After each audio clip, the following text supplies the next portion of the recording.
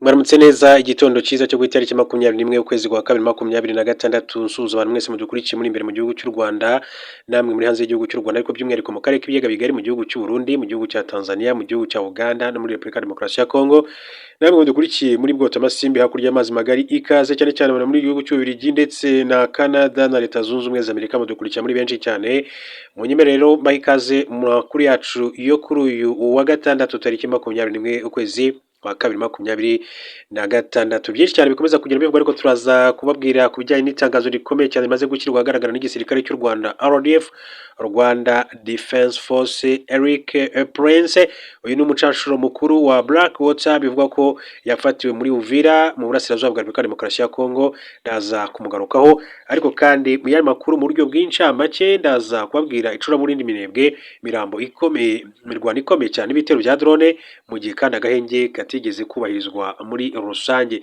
Perezida Trump wa Amerika avuga ko ariko yihweza ingene yakora igitero ca gisirikare gitoya kuri Iran muri rusange.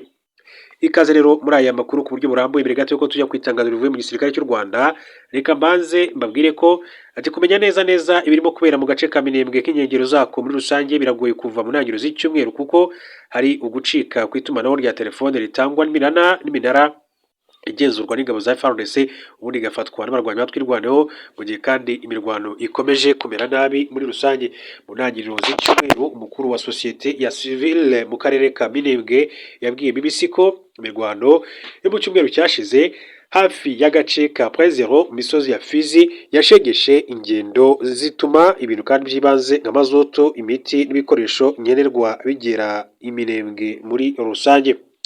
Muri agiro z'uko kwezi kandi umuvugizi w'ingabo za leta ya Kivu y'Epfo yatangaje intego yo kuswisubiza Minembwe Centre imaze kandi igihe kigera ku mwaka igenzurwa n'abarwanyi batwirwanaho bafatanya na mama 23 mu gihe kwa gatatu na saa sita wari umunsi wo gutangira kubahiriza agahenge hagati y'uruhande rwa leta n'abafatanya narwo n'urwa mama 23 rw'abafatanya narwo ariko ntabwo ibintu byigeze byubahirizwa. Makuru BBC goza miryango kandi yahawe na bamwe mu bafite abo babo mu gace ka Minembwe kandi aremeza ko imirwano yakomeje biragoye kwemeza abarenze ku gahenge bagatera abandi. Minembwe Centre ni akarere kandi kameze nk'abari mu kibaya kari hagati y'imisozi ya Fizi mu burasirazuba muri iyo misozi niho kandi hari agace k'ingenzi kazwi nka Prezero k'amasanganzira yerekeza Baraka mu majyepfo Uvira mu majyaruguru ashyira uburasirazuba munsi y'imisozi hari umugezi wa Rwiko hakurya yaho niho rero hahera imidugudu ya Minembwe ituwe n'abaturage benshi cyane gukomeza iburengerazuba werekeza Minembwe Centre. Uburengerazuba bwa Minembwe hariyo kandi umugezi wa Minembwe hejuru kaba imisozi irimo Gahwera ifatwa nk'irembo ry'uburengerazuba bwa Minembwe muri rusange. Sebagabo Mufashi ukuriye sosiyete civile ya Minembwe mu ntangiriro kandi z'iki cyumweru yabwiye igitangazamakuru ko ibitero by'indege nto zitajyamo abadereva cyangwa se drone z'ingabo za leta bituruka mu burasirazuba n'uburengerazuba. Ingabo za leta zivuga ko rero zihanganye n'umutwe watwirwana ufatanya na mama 23. Iri tangazo ryo kuwa kane nijoro umuvugizi wa mama 23 yamaganye ibitero by'ubwicanyi ku baturage b'abanyamurenge mu gace ka Minembwe bikorwa n'ingabo za leta zifatanyije n'ingabo zirimo iz'u Burundi. Mbere uruhande rw'ingabo za leta kandi rwahakanye kurasa ku baturage ko ahubwo muri imirwano rurasa ku birindiro by'inyeshyamba zatwirwaneho. Mu itangazo ryo kuwa gatanu igisirikare cya Repubulika Demokarasi ya Kongo cyasohoye itangazo kivuga ko inyeshyamba za mama 23 kivuga ko zifatanya n'ingabo z'u Rwanda zateye ibirindiro bya FARDC muri Kivu y'Epfo na Kivu ya Ruguru mu guhonyora agahenge kasabwe n'Angola. Minembwe Centre amakuru agera kuri BBC gazo miryango emeza ko abaturage batakibasha kandi kubona amakuru mazoto ikoresha za moteur z'amashanyarazi kandi iminara y'itumanaho yo ku misozi ikikije Minembwe nayo ubu idakora kubera kubura mazoto ndetse n'ubushake bwayigenzura. Bamwe mu bahaye makuru y'itangazamakuru bavuga ko mirwano yo kuwa gatatu no kuwa kane ingabo zirwanira ku butaka za FARDC Wazalendo n'ingabo z'u Burundi zavanye abarwanyi batwirwanaho na mama 23 kuri Prezero zikabambutsa umugezi wa Rwiko bigatuma kandi abaturage benshi cyane bari batuye hakurya y'uwo mugezi bahunga berekeza Iminembwe Centre. Ayo makuru mu buryo bw'incamake kugira ngo tujye ku nkuru yacu tubabwire ko Perezida Donald Trump wa Amerika avuga ko ariko yihweza ingene yakora igitero ca gisirikare gitoya kuri Iran. Perezida Donald Trump wa Leta Zunze Ubumwe za Amerika avuga ko ariko yihweza ingene yakora iko gitero kuri Iran mu ntumbero yo guhatira abategetsi bayo kwemera amasezerano yo guhagarika umugambi wayo wa nucleaire. Yabivuze ibi mu kwishura ikibazo yabajijwe n'umunyamakuru amasaha makeya inyuma y'uko hari abategetsi ba Amerika bavuze ko hashobora kuba igitero. Kuwa kane Trump yavuze ko isi ishobora kuzomenya nimba ati kumbure nko mu minsi 10 iri imbere hashobora kuba amasezerano canke nimba Amerika izokoresha ingufu za gisirikare. Ni mu gihe kandi kuva ku zindi ndwi za vuba ibandanya yegeranya ingabo n'ibikoresho mu karere. Amerika n'inshuti zayo za Buraya nizikeka ko Iran iriko itera ija kwihungurwa ry'ikigwanisho uhonyanganda c'ubumara ivyo Iran idahengeshanya kwamirira kure. Hanyuma abategetsi ba Amerika na Iran baramaze kandi guhurira mu Busuwisi kuri iki kibazo aho bavuga ko hari intambwe imaze gushikwako. Ejo kuwa gatanu umushikiranganji wa Iran ajejwe imigenderanire Abbas Araghchi yavuze ko Iran iriko irategura inegura amasezerano kandi ko izoshikiriza intumwa idasanzwe ya Amerika Steve Witkoff mu minsi mike iri imbere nyene. Ibi biganiro vy'i Geneve mu Suisse vyabaye mu gihe ingabo za Amerika zibandanya zashinga imizi mu micungararo ya Iran. Mu bikoresho biriko kandi birungikwa harimo ubwato bw'intambara bwa mbere bunini ku isi buzwi nka USS Gerald R. Ford bwasa n'ubwariko kandi bwerekeza muri ako karere.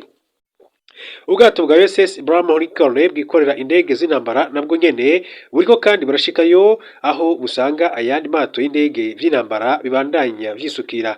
Amasanamu y'ibigendajuru yerekana kandi ko Iran iriko iratsimbataza ibigo vyayo vya gisirikare mbere y'indongozi y'ikirenga y'iki gihugu. Ayatollah Ali Khamenei akaba yasohoye ubutumwa ku mbuga hwaniro atera ubwoba ingabo za Amerika. Bumwe muri ubwo butumwa bugira buti Perezida wa Amerika yama avuga ngo yarungitse ubwato bw'intambara mu icungararo ya Iran. Nivyo ubwato bw'intambara ni kimwe mu bikoresho vya gisirikare biteza akaga. Trump akunze kandi kwakira ibibazo by'abanyamakuru inshuro zitari nkeya kuyinga kenshi mu biro vy'umukuru w'igihugu canke mu ndege irerura umukuru w'igihugu Air Force One, ariko ivyo avuga si ukuvuga ko vyama bija mu ngiro, mbere kenshi biba binavuguruzanya. Arakunda kubwira abanyamakuru ko ashima kwigumizamo ivyipfuzo vyiwe canke akabibwira akagwi gatoya kamwegereye kugira ngo abakeba biwe ntibamenye integuro ziwe. Ibi ntavyo ndagusigurira niko yishuye umunyamakuru kwa kane amubajije vy'igitero tuzogira amasezerano canke se dushike ku masezerano mu nzira zimwe canke izindi. Mukahise Trump yagiye kandi akoresha amayeri yo gutanga amatariki ntarengwa mu ntumbero yo gukora ikintu mu buryo giturumbuka. Reka rero tuje ku nkuru yacu ivuga ku itangazo riturutse mu gisirikare cy'u Rwanda. Ni inkuru nziza cyane ivuga yuko RDF ni igisirikare cy'u Rwanda ndetse na UPDF igisirikare cya Uganda byiyemeje gukaza umutekano ku mupaka haharanirwa ituze mu karere, kuko ubundi akenshi imipaka usanga kenshi hakunze kunyuraho abanyabyaha, abantu bambukana ibiyobyabwenge cyangwa se bakoze ibyaha mu kindi gihugu kimwe bajya mu kindi. So rero akaba rero ari amasezerano meza cyane. Navuga ko ingabo z'u Rwanda ndetse n'izindi ngabo z'igihugu cya Rwanda zasoje inama ya 7 y'abayobozi b'ingabo zikorera ku mipaka ihuza ibihugu byombi, biyemeza kandi kongera imbaraga umutekano ku mupaka ndetse no guteza imbere ituze mu karere. Iyi nama ibereye mu karere ka Musanze ibaye mu rwego rwo gukomeza ubufatanye bw'ibihugu byombi, umubano mwiza n'icyizere hagati y'ingabo z'ibihugu byombi. Mu minsi igera kuri 3 y'ibiganiro, intumwa z'impande zombi kandi zasuzumye ibyemezo byafashwe mu nama ya 6 yabaye ku itariki 30 Nzeri no kugeza ku itariki ya 2 Ukwakira 2025 ikabari muri Uganda, zanarebera hamwe kandi aho ishyirwa mu bikorwa ryabyo rigeze. Ibiganiro byibanze ku ngamba zo gucunga umutekano ku mupaka ndetse no gukemura ibibazo birimo kwambuka mupaka mu buryo bunyuranyije n'amategeko, icuruzwa ry'abantu, ubucuruzi butemewe, ubujura bw'amatungo, kwinjiza no gusohora kandi inzoga zitemewe, uburiganya ndetse no kwitirira abandi n'ibindi.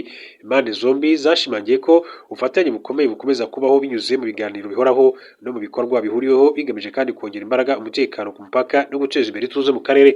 Abitabiriye inama kandi bagaragaje akamaro ko kwagura ibikorwa by'izi nama, hagashyirwamo uruhare rw'abaturage binyuze muri gahunda z'imikoranire y'ingabo n'abaturage, gahunda zo kurenga ibidukikije ndetse n'imyitozo ihuriweho y'ingabo. Umuyobozi wa diviziyo ya 5 muri RDF Major General Lucky Karusisi yashimye umwuka mwiza, ubunyamwuga n'icyizere byaranze ibiganiro. Yagaragaje ko ibiganiro byubaka byashimangiye ubushake bw'impande zombi bwo gukomeza kandi kubungabunga amahoro, umutekano n'icyizere ku mupaka uhuza ibihugu byombi. yanashimangiye ko abayobozi b'ingabo bazakomeza kandi gukorana bya hafi guhanahana amakuru ndetse no gukemura ibibazo bishya bishobora kandi kuvuka. Ku ruhande rwa UPDF igisirikare cya Uganda, umuyobozi wa diviziyo ya kabiri y'ingabo zirwanira ku butaka Major General Paul Muhanguzi yavuze ko biyemeje kandi gushyira mu bikorwa ibyemezo byafatiwe muri iyi nama no gukomeza kandi gukemura ibibazo bishya bivuka ku mupaka. Yashimiye kandi ubuyobozi bw'ibihugu byombi ubuyobozi n'ubufasha bukomeza gushimangira ubufatanye hagati y'impande zombi, igihugu cy'u Rwanda ndetse n'igihugu cya Uganda. Bidure ingingo tuve kuri inkuru mbabwire ko andi makuru akomeza kugenda avuga ko Trump yifuza Burusiya n'Ubushinwa muri Board of Peace. Perezida wa Leta Zunze Ubumwe za Amerika Donald Trump yatangaje ko yakwishimira kubona Uburusiya n'Ubushinwa muri Board of Peace yashinze ifite inshingano zo gukemura intambara n'amakimbirane hirya no hino ku isi. Ibihugu bigize urwego byemerewe kandi kuba abanyamuryango mu gihe cy'imyaka igera kuri 3 gusa, keretse igihe bishyura miliyari imwe y'amadolari y'Amerika yo gutera inkunga ibikorwa by'urwego bigahabwa ubunyamuryango buhoraho. Abagize inama nyobozi kandi y'urwego barimo Minisitiri w'Ububanyi n'Amahanga wa Amerika Marco Rubio, intumwa idasanzwe ya Trump Steve Witkoff, wahoze ari Minisitiri w'Intebe w'Ubwongereza Tony Blair n'umukwe wa Trump Jared Kushner. Amerika yatanze kandi ubutumire ku bihugu byinshi 19 nibyo rero byitabiriye umuhango wo gutangiza urwego, ariko bivuga ko 35 byamaze kandi kwemera ubutumire. Ibyatumye rusange bigera kuri 50. Ubwo yaganiraga n'abanyamakuru, Donald Trump yatangaje ko yakwishimira kubona ibihugu nk'Uburusiya n'Ubushinwa byinjira mu rwego. Uragira ati byinshi bigikomeje kandi gukorwa, ati nakwishimira kugira Ubushinwa n'Uburusiya, ati baratumiwe, ati ubakeneye bose, ati ukeneye ibitekerezo byose ntavangura. Byatangajwe na Trump nyuma y'uko inama y'ubuyobozi cyangwa se board ikoze inama yayo ya mbere Washington ihuriza hamwe abakuru b'ibihugu n'abayobozi bakuru baturutse mu bihugu rero bigera kuri 40. Ibihugu bigera kuri 20 byamaze kwemera ubutumire bwa Amerika byo kwinjira muri iyo nama y'ubuyobozi, mu gihe ibindi bihugu rero bigera kuri 35 byo byagaragaje ko bishishikajwe no kujyamo. Ubwo Trump kandi yatangizaga urwego, ibihugu bikomeye kandi byinshi byo mu burengerazuba bw'isi birimo Ubudage, Ubufaransa, Ubwongereza n'Ubutaliyani byanze ubwo butumire. Bimwe mu byavuze ko bihangayikishijwe n'uko urwego rushobora gutesha agaciro ubufasha bwa Loni, mu gihe kandi ibindi byagaragaje impungenge ku bijyanye no kuba Uburusiya bushobora kandi kubigiramo uruhare. Trump yatangaje igitekerezo cye cyo gushyiraho Board of Peace bwa mbere muri Nzeri 2025 ubwo yatangazaga gahunda yo guhagarika intambara yo muri Gaza. Nyuma yaje kandi gusobanura ko inshingano z'urwego zitazagarukira kuri Gaza gusa, ahubwo ko ruzanifashishwa mu gukemura izindi ntambara n'amakimbirane hirya no hino ku isi, nk'uko Donald Trump, perezida wa Leta Zunze Ubumwe za Amerika, yakomeje kugenda abigarukaho. Hanyuma andi makuru abakomeza kugenda avugwa, reka tujye kuri uyu mugabo witwa Eric Prince. Uko abacacu ba Eric Prince bafashijwe kugerageza kandi gukura mama kuri gatatu mu mujyi wa Uvira. Umunyamerika Eric Prince washinze umutwe w'igisirikare cyigenga Blackwater yohereje abacacu mu ntara ya Kivu y'Amajyaruguru y'Amajyepfo kugira ngo bafashe ingabo za Repubulika ya Demokarasi ya Kongo kwisubiza mu mujyi wa Uvira wari warafashwe n'abarwanyi b'ihuriro rya mama kuri gatatu. AFC yafashe uyu mujyi tariki ya 9 Ukuboza 2025 ikomereza muri centre ya Makobola kuva mu mpera kandi z'uko kwezi. Ingabo zidasanzwe za RDC zo mu mutwe wa Hibu ndetse na Chita zagabye ibitero bikomeye cyane ku birindiro by'iri huriro zifashishije indwara ziremereye, indege z'intambara ndetse na drone. Ku itariki ya 10 Gashyantare 2026 ibiro ntaramakuru Reuters by'Abongereza byatangaje ko amakuru byakuye ku masoko ane yemeza ko Eric Prince yohereje abacancuro kugira ngo bakoreshe izi drone, mu gihe ingabo za Repubulika ya Demokarasi ya Kongo zikomeje kandi gukaza ibitero bigamije gukura mama kuri gatatu muri mujyi no mu misozi miremire yo muri Kivu y'Amajyepfo. Aya makuru avuga ko abacancuro kandi bakoranaga n'abajyanama b'Abanya-Israel bagize uruhare mu gutoza imitwe ibiri ingabo zidasanzwe ya RDC ku buryo rero ngo zakwitwara ku rugamba ku manywa na nijoro, gusa ngo Abanya-Israel bo bari bafite inshingano yo gutoza gusa. Tariki ya 17 ni tariki 18 Mutarama AFC kwa gatatu yakuye abarwanyi bayo bose muri uyu mujyi ishingiye ku busabe bwa Leta Zunze Ubumwe za Amerika zari zarasezeranyije ko nibahiriza ibiganiro by'amahoro bibera i Doha muri Qatar bizasubukurwa. Icyo gihe akazi k'abacancuro ba Eric Prince ni kari kagikenewe ku rugamba kuko ingabo za RDC n'imitwe y'abazalendo byasubiye muri uyu mujyi kuva mu gitondo cyo ku itariki ya 18 Mutarama bitarwanye. Umwe mu bayobozi kandi bavuganye n'ibi biro by'amakuru yasobanuye ko abacancuro basubiye mu nshingano yabo y'ibanze bahawe na Leta ya RDC yo kurwanya inyemerezwa ry'amafaranga yinjizwa mu bucukuzi bw'amabuye y'agaciro mu birombe bitandukanye. Hagize iti bari bakeneye kandi ubufasha mu kwisubiza Uvira, ati bifashishije ubushobozi bwose bari bafite. Ubu basubiye kandi mu mushinga wo kugenzura uburyo umusoro winjira. Nubwo abacancuro ba Eric Prince kandi basubiye mu birombe by'amabuye y'agaciro, bivuga ko Leta ya RDC ishatse kongera kwitabaza ku rugamba basubirayo vuba na bwangu nk'uko amakuru yakomezaga kugenda abishimangira. Hanyuma rero nibyo ngibyo bikomeza kugenda bivugwa mu Rwanda. Ayo makuru reka mbabwire ko urukiko rw'ikirenga rwatesha agaciro imisoro Trump yashyiriyeho ibihugu byinshi. Mu mwanzuro w'amateka wafashwe ku 20/26 urukiko rw'ikirenga rwa Leta Zunze Ubumwe za Amerika rwatesha agaciro imisoro Perezida Donald Trump yashyiriyeho ibihugu byinshi agamije kongera amafaranga igihugu cyinjiza. Imbarutso y'umwanzuro, ibirego byatanzwe na bimwe mu bihugu n'ibigo by'ubucuruzi biciriritse byagaragaje ko izamurwa ry'imisoro ku bicuruzwa bituruka mu Bushinwa, Mexique na Canada irimo kurenga ububasha Perezida wa Amerika ahabwa n'itegeko nshinga. Trump agisubira ku butegetsi mu ntangiriro za 2025 yateguje abanyamerika ko agiye gushyira inyungu z'igihugu cye imbere ahangane n'ibihugu ashinja kuzibangamira mu rwego rw'ubukungu. Ubusanzwe Amerika yari yarashyiriyeho ibihugu byinshi cyane umusoro wo hasi 10%, ariko Ubushinwa yogeje kuri 45%, nubwo yagezeho kandi akoroshya ubwo ibihugu byombi byari bikomeje ibiganiro byatuma kandi icyuho cy'ubucuruzi buri hagati yabwo kigabanuka. Abacamanza bagaragaje ko Trump yafashe icyemezo kirenze ububasha bwe yitwaje itegeko mpuzamahanga rigenga ibihe bidasanzwe by'ubukungu. Bamya ko inteko ishinga amategeko ariyo yagombaga kandi kwemeza niba imisoro izamurwa. Abacamanza bagaragaje ko nubwo Perezida wa Amerika afite ubwigenge mu bijyanye na politike y'ububanyi n'amahanga, itegeko nshinga riha inteko ishinga amategeko gusa ububasha bwo gushyiraho imisoro n'amahoro. Inkiko zari zagaragaje ko iri tegeko kandi ry'umwaka w'1977 ryateganyijwe ibihe bidasanzwe kandi ko ridaha Perezida wa Amerika ububasha bwo gufata icyemezo mu rwego rw'ubukungu kigamije kandi iranganiza mu bucuruzi. Minisitiri w'imari Scott Bessent yari yabanje kuburira abanyamerika ko gutsindwa mu rukiko ushobora kandi guhatira leta kugabanya miliyari 125 z'amadolari ku ngengo y'imari. Ibyo bikaba kandi bishobora kandi kugira ingaruka zikomeye cyane ku bukungu bw'igihugu.